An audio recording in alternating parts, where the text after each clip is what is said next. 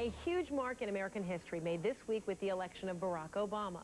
President-elect Obama, in his victory speech, helped paint a picture of America's journey, rocky and smooth, over the past 100 years.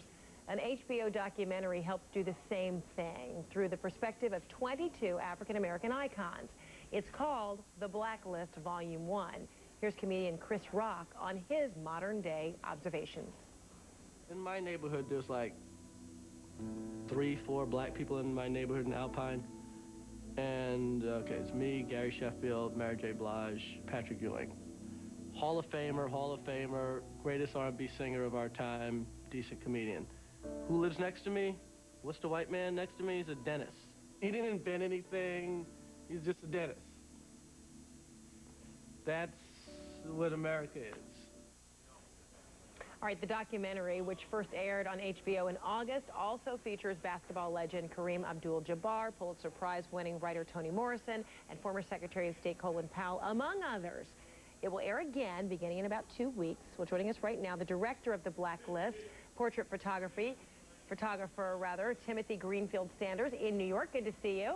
How are you? And good. And the producer of The Blacklist, former New York Times film critic Elvis Mitchell in Los Angeles. Good to see you as well. I got a tan. Can you notice? Can you see it on the air? You look good. You both look good. All right, well, Elvis, let me begin with you, and let's talk about the timing of this documentary. Yes, it started kind of in the summer, but we get to see it again in another couple of weeks. What do you say about this timing and the history made this week of the president-elect? It just feels like it took America a long time to catch up to The Blacklist. I'm sorry, did I say that?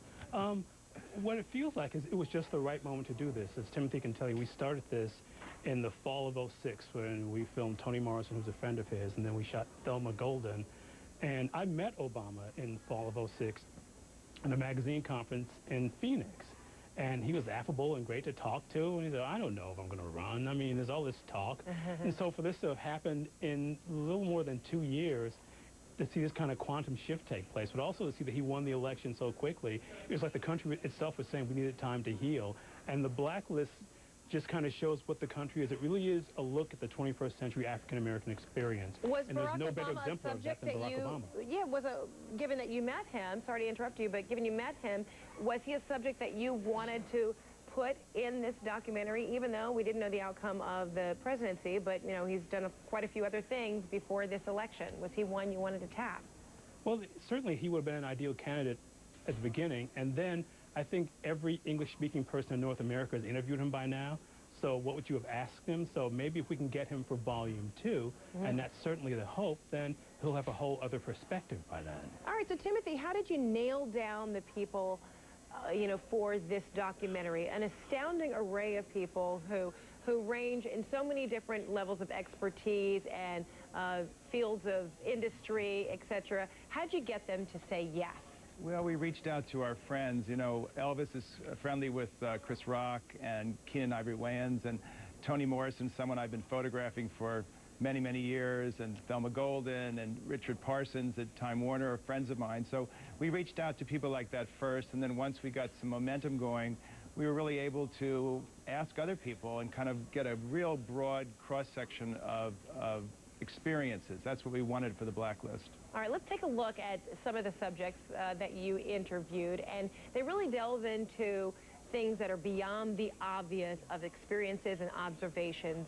Here's Faye Wattleton, who used to be the president of Planned Parenthood. Let's take a look and listen. If I could help one woman in the African-American community not give birth to an unwanted child, I feel that I've made that contribution to the advancement of my race and the people who came to this country through a path that was not of their own making.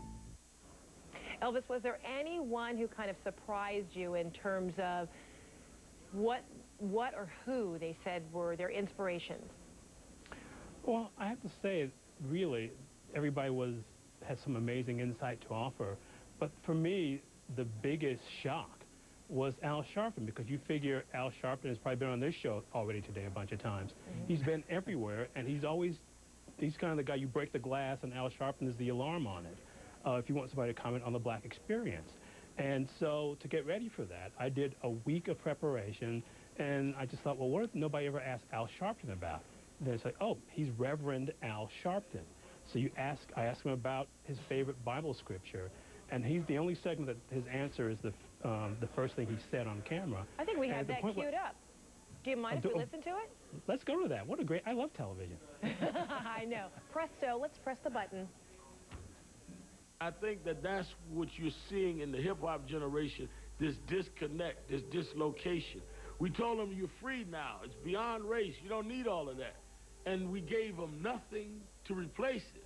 And then we look up in 10 years and say, what's wrong with these kids? What's wrong with them is there's nothing grounding them. So there's nothing to violate. There's no legacy to continue. You're connected to nothing.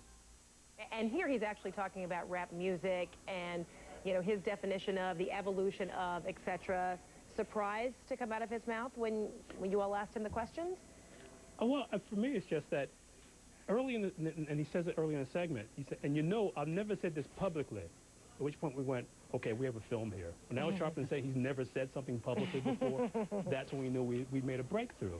And we treated each of the subjects this way. I mean, I wanted everybody to say the kinds of things they hadn't really said before. They kind of treat this as a way to sort of bring what's in effect the black underground into the mainstream, and starting with the title, which is a way to sort of reclaim the negative connotations of black. You know, you always hear the blacklist, that's a bad thing, or black mark, or black heart, or black water. I guess we won't be hearing that one anymore. But it's a way to just sort of reorient and just show the black experience has been so much about taking the negative and reclaiming it and spinning it into a positive. And I think, again, Obama's an exemplar of that. And President-elect Obama. That's right, President-elect Obama until January 20th. All right, so, you know, Timothy, just looking at the technique of how these stories are told, these personal stories are told, there is nothing to distract from their message. That was very deliberate of you as a director to make these subjects the subject and their message as such. Was it difficult to execute this, I guess, vision to actual documentary? Did it seem complicated at the surface? Not really, because it's based on my portraiture. So this is not only a film, it's a series of portraits I took. We wanted these to be living portraits. So the film looks like a Timothy Greenfield Sanders portrait come to life with an Elvis Mitchell person not seen talking to them. And you're hearing just them talking. And then there's an exhibition of the portraits opening next week at the Brooklyn Museum here in New York, and also there's a book out all across the country which is called The Blacklist. So the portraits, along with Elvis's interviews, are in that book, and then the portraits themselves are a traveling exhibition. Wow, it really is tremendous. Timothy Greenfield Sanders and Elvis Mitchell. It's on HBO. If you missed it this summer, or at least part of the summer, you can catch it again, in 2 weeks. There you go, and there's the book. On book stands soon, right? I'd say one of my favorite ones was Serena in her real tribute to her sister, talking about, you know what, while I was on, you know, at the U.S. Open, Arthur Ashe Stadium, it wasn't just me there, but Venus was there as well because of how she helped prep her sister. Just really Wasn't it great also when Serena talks about the fact that, you know, it's the 21st century and black athletes are still thought as being basically primitives, incapable of thought, and that's why it was important to ask her that question. On the court, yes, that she's a thinker. She's a cunning tennis player. It's not just power. She laughs and says, I've even hit as hard as I can hit. And that's what this is really about. I mean, to unlock these kinds of things that, because still as a people, we're still two-dimensional. There's still a reductive kind of conversation about so fantastic, and so much more to talk about. I wish I could have you guys on again, maybe at volume 2. That's a deal. And let's talk more about the book. I like that book. Can you see that? I can. It's beautiful. There we go. All right, Timothy, your subtlety is legendary. Thank you so much. My producers are yelling at me now. They're like, all right, already. Cut.